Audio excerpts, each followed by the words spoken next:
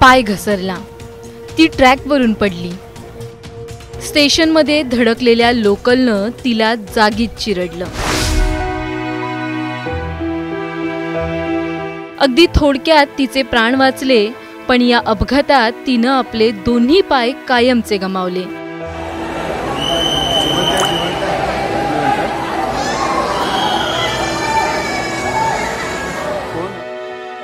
आपल्यासोबत काय घडलंय, आपण जिवंत आहोत का, हे कदाचित तिला कळलंच नसावं। पण गाडी जेव्हा मागे सरकली तेव्हा तिला आयुष्यातला सगळ्यात मोठा हादरा बसला।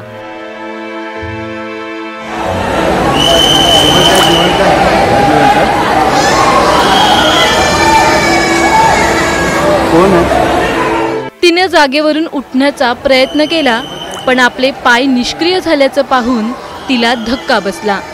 ती जोरजोरात किंचाळू लागली।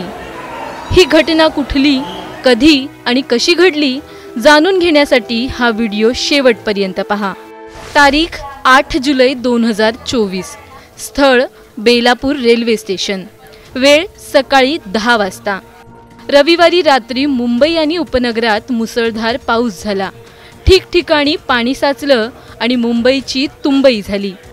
तिन्ही मार्गांवरील रेल्वे वाहतूक विस्कळीत झाल्यानं जनजीवनही विस्कळीत झालं। पनवेलहून ठाण्याच्या दिशेने जाणारी लोकल उशिरानं धावत होती। स्टेशनवर प्रचंड गर्दी, सोमवार असल्यानं गर्दी अधिकच होती। सकाळी 10ची वेळ, ऑफिसला जाणाऱ्यांची लगबग। प्लॅटफॉर्मवर प्रवासी लोकलची वाट पाहत होते। प्लॅटफॉर्म खचाखच भरलेला होता। लोकल प्लॅटफॉर्ममध्ये धडकली आणि तेवढ्यात रोहिणी यांचा तोल गेला। त्या ट्रॅकवर पडल्या। तिथं उपस्थित असलेल्या प्रवाशांच्या काळजाचा थरकाप उडाला। लोकलनं रोहिणी यांना चिरडलं।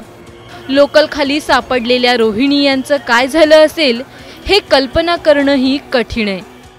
मोटरमननं लोकल हळूहळू मागे घेतली। प्लॅटफॉर्मवरील प्रवासी डोळे लावून पाहत होते।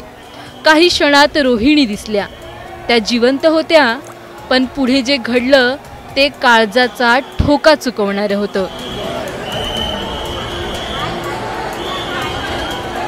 गाडी मागे गेल्याचं पाहून रोहिणी यांनी उठण्याचा प्रयत्न केला, पण आपले पाय पाहून त्यांना धक्काच बसला। हा अपघात इतका भीषण होता की यात रोहिणी यांचे दोन्ही पाय गेले। रोहिणी बोटे या विवाहित असून त्या 25 वर्षांच्या आहेत।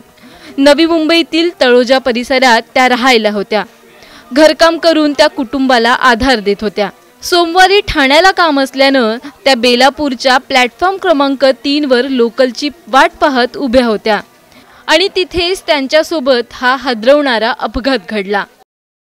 या घटनेवर अनेकांनी हळहळ व्यक्त केली आहे, तर आमदार मंदा म्हात्रे यांनी रोहिणी आणि त्यांच्या कुटुंबाला आर्थिक मदत करण्याची मागणी केली आहे। एक तळोजातली महिला रोहिणी राजेश बोटे ही रेल्वेतून उतरून खालून चाललेली, तिचा पाय घसरून ती रेल्वे रुळावर पडली आणि अचानक समोरून गाडी आली आणि तिचे दोन्ही पाय हे गाडीखाली कापले गेले। कामगार महिला होती।